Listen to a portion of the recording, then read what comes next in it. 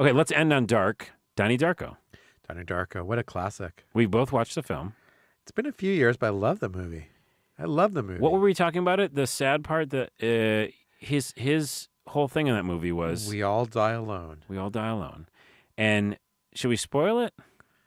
If you haven't seen Donnie Darko, stop now. listening for like 2-3 minutes, and then we'll do an ending. Do a skip ahead. And Okay, so real quick spoiler. The ending is, the movie is about him creating a parallel reality. And he creates this bubble universe accidentally. And in that universe, things are wrong and things are not happening the right way they should. And the only way he can like literally get rid of that reality is by dying. Because he has to kill his alternate version of himself so that it doesn't exist in this other reality so that other reality can survive. That's a lot to take. But the point is, the whole time he's worried about dying alone, which I think we all can think of that, even if we have a special someone. And the sad thing is that he does die alone. He has to die alone. But does he actually die? An airplane jet engine falls on him. Right. Do you think he survives? Well, which one of him? Donnie Darko 2. Which one of him survives, though? Oh, right. Okay, go ahead. Okay, so this is my theory, is that we have ourselves and we have ourselves inside our head, right? There's the objective Carlos who's sitting across the table from me. Okay. And there's the Carlos who's between your ears.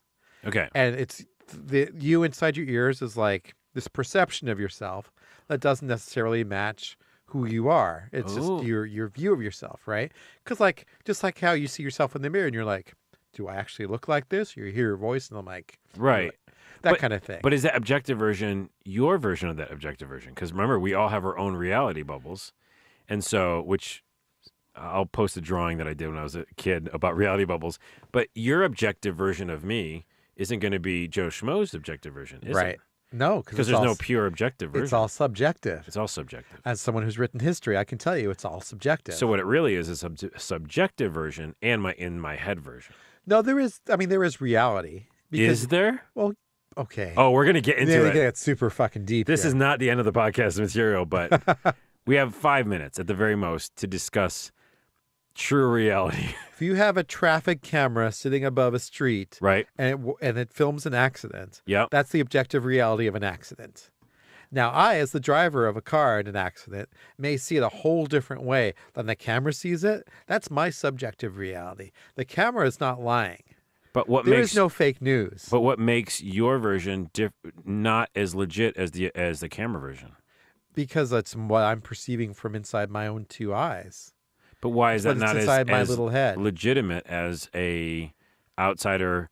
The camera, you could argue that the camera is subjective as well. The way that it was filmed, the way that it recorded it, the granularity. Anyone who watches sports and has seen instant replays look different from different angles will tell you that's true. So then the cameras are subjective as well. Maybe his knee didn't touch the ground. Oh wait, it actually did.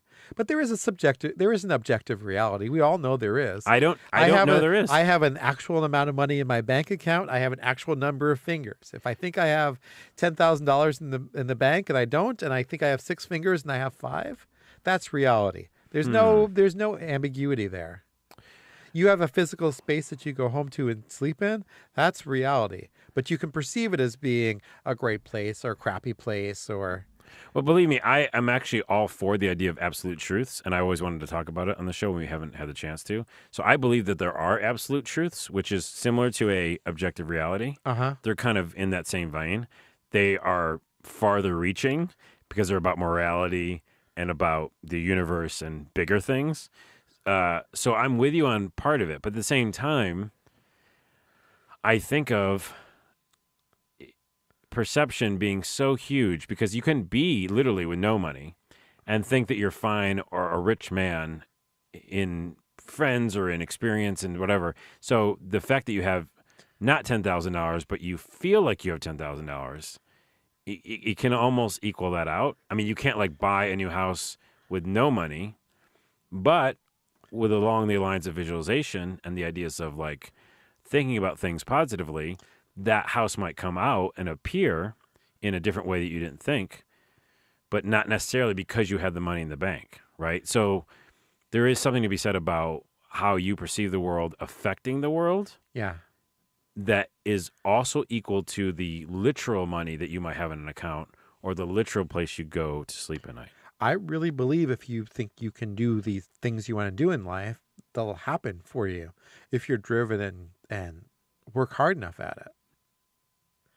I mean, I can go on this more. I think we got it. Okay. I mean, we don't, but I think for now we got it.